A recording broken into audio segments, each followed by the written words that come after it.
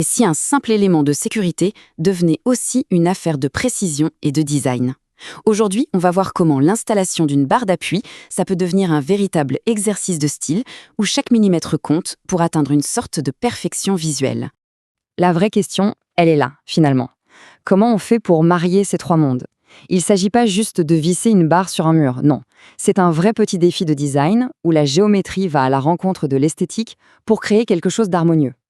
Bon, pour que ce soit bien clair, on va suivre un exemple très précis.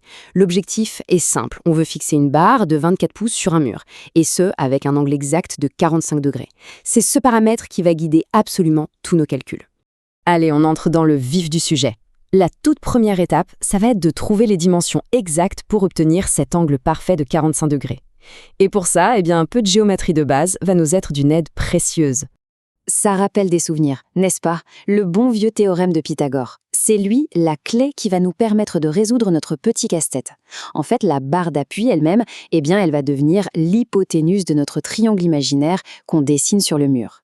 Et voici la petite astuce qui simplifie absolument tout. Quand on a un angle de 45 degrés, notre triangle rectangle imaginaire, il est isocèle. Qu'est-ce que ça veut dire concrètement? Ça veut dire que la hauteur verticale et la largeur horizontale occupées par la barre sont rigoureusement identiques. Du coup, le calcul devient un jeu d'enfant.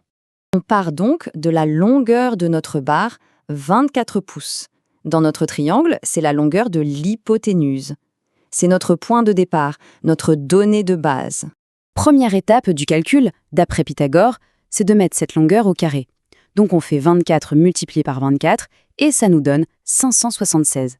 Voilà le carré de l'hypoténuse. Ensuite, comme on l'a dit, la hauteur et la largeur sont égales. Alors c'est très simple, on a juste à diviser ce résultat par 2. 576 divisé par 2, ça fait 288. Ça, c'est la valeur du carré de la hauteur et donc aussi du carré de la largeur. Allez, dernière étape de ce calcul, on prend la racine carrée de 288. Et là, on obtient notre chiffre magique 16,97 pouces. C'est la dimension exacte, aussi bien pour la hauteur que pour la largeur. Bon, pour se faciliter la vie sur le mur, on peut tranquillement arrondir à 17 pouces. La différence sera de toute façon invisible à l'œil nu. Ok, notre angle, c'est réglé. On passe maintenant à la deuxième question cruciale. À quelle hauteur est-ce qu'on place cette barre par rapport à la baignoire? C'est un choix qui est vraiment déterminant, à la fois pour le confort et pour le look final. En design, il y a une sorte de règle d'or pour ça. L'idée, c'est que la barre soit facile à attraper, mais sans être trop basse au point de devenir gênante. En général, un bon équilibre, ça se trouve quelque part entre 6 et 8 pouces au-dessus du rebord de la baignoire. Appliquons ça à notre projet. Disons qu'on décide de placer le point le plus bas à 8 pouces du bain. Il suffit d'ajouter notre hauteur verticale de 17 pouces. Le pied du haut se trouvera donc à 25 pouces du rebord. C'est simple, c'est logique.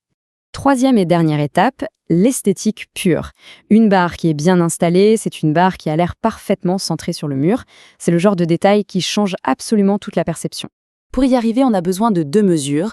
D'abord, la largeur totale du mur, disons 58,5 pouces pour notre exemple, et ensuite, la largeur horizontale que va occuper notre barre, qu'on a calculée tout à l'heure à 17 pouces.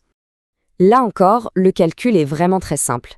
On soustrait la largeur de la barre de la largeur du mur. Le résultat, 41,5 pouces, c'est l'espace vide total. On divise ça par 2 et on obtient 20,75 pouces. C'est la distance qu'il faut laisser de chaque côté de la barre pour qu'elle soit parfaitement centrée. Et voilà, on a maintenant toutes nos coordonnées en main. Fini l'approximation, fini de faire ça au jugé. Là, on a de quoi faire une installation absolument impeccable. Ce tableau, c'est un peu notre plan de bataille final.